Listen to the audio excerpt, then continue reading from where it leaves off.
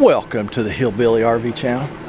Today, working on this Gemini all-wheel drive. Really, all-wheel drive. Motorhome. It has a wonderful Schwintek slide on it. And, I know, shocker, it's not working. These people went to leave this morning. Room won't move at all. And he has been troubleshooting it all morning. He has been on the phone with Lippert, one of the few companies that will actually help customers try and diagnose stuff. I think if you act like you got some sense and a little knowledge, they'll try and help you. But it's got a bad controller for this room, bad motor controller, because he's got no power coming out of the controller to run the motors. So we're going to see if we can get the room in just so they can travel. I don't have a controller. He can get one later and just plug and play. But let's see if we can get these rooms in and get him on the road. Now I've already sent him inside to make sure there's nothing in the way. So when we start, we can go ahead and get the room in. And I'm going to have him out here doing some stuff too. Because I'll show you when I get under there how we're going to have to do this. But he's going to be measuring the room so it's going in somewhat straight. Because we're just going to have to move one end at a time, you know, just a couple inches at a time, and then go to the other end and do it that way. So yeah, let me go talk to him, and then we'll go under here and we'll get started. Alright, let me show you my little get up here. Of course, I've got my power wheel adapter that I put a 12 volt Milwaukee battery in. And what I did was took an old Schwintek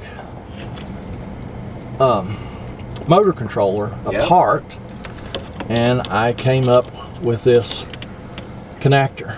Okay, so my red and black wires hooked to the red and black wires in the motor harness. This is one of the motor harnesses. I'll show you the other one here in a minute. Let me get y'all set up here, and we'll get this room in. And that needs to be the 12 volt battery, right? Well, what happens Correct. to 20? You can't use like a DeWalt 20 volt. I wouldn't use anything over 14. Okay. Because lithium ion batteries now put out 14 volts. Okay. But yeah, no 20s. Because I've got my whole DeWalt system is the 20. Yeah, so. well, I bought that 12 volt Milwaukee battery just for this. Just for, yep. That's the only 12 volt Milwaukee battery I have. Everything else is 20 volt. Yeah. So, amazing that little battery. Or 18 volt, I'm sorry. Milwaukee's 18 volt. Can move that, you know. Oh, it don't take nothing. Those motors are 500 or 600 to 1 gear reduction. Yeah. So that's a lot of reduction. Yeah, yep. That little bitty motor will move a lot of weight. It really will. As long as everything's working. Yeah. Yeah. There's the issue. All right. Let's see. Let me set y'all. I can't set you up in there. I don't know. Let me try and set you up in here. You probably ain't gonna be able to see nothing. Which, as y'all know, that ain't uncommon for my videos.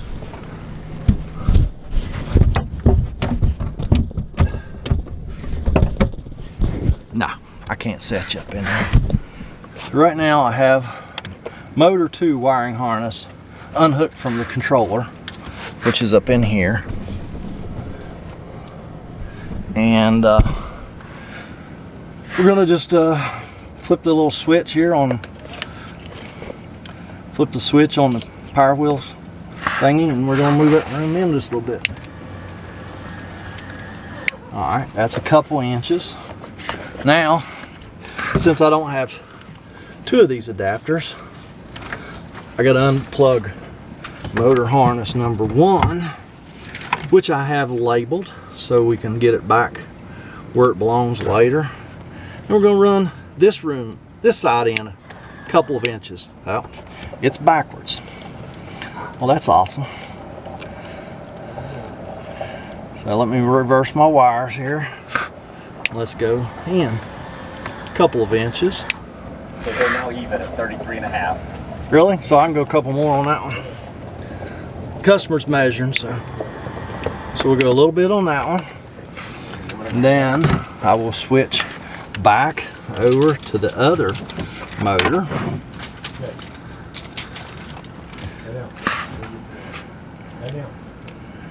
And we will run it in probably about 4 inches roughly.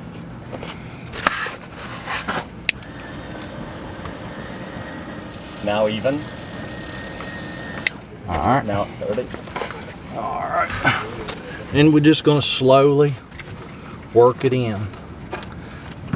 I don't really understand why I have to switch my wires here when we go from one motor to the other, but it is what it is. Now even. All right. Customers tell me when it's even, and then I'm just going a couple extra inches, inch and a half. I mean, you don't want to get this thing, you don't want to go too fast on one side and get it just makes a mess if you try and hurry at this point. You're just better off to just take your time. All right, let's do this one. Now even. All right. We're just gonna keep switching back and forth, till we get it in. Well, I got about 2 feet to go. Would be nice if I didn't have to switch in wires. Now even.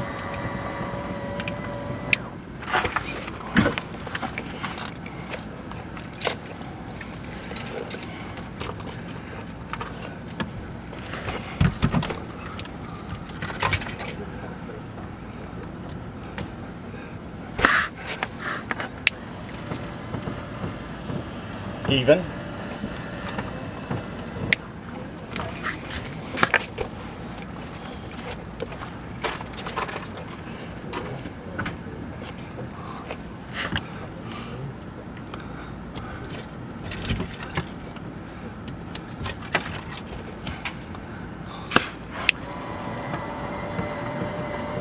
That's even.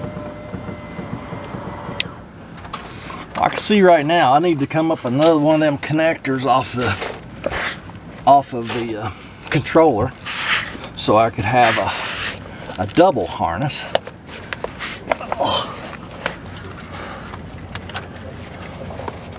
Well, I can't.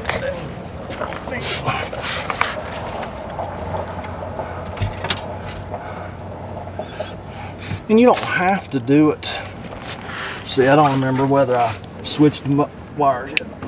No, I did not. You don't have to have this fancy setup either. You can have a 12-volt battery, or you've got a power supply powering the ground here on your controller.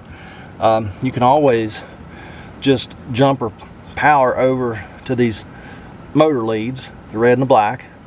If you put the wires on there, if it goes the wrong direction, swap them until you go the right direction. All right, here we go. There, it's even.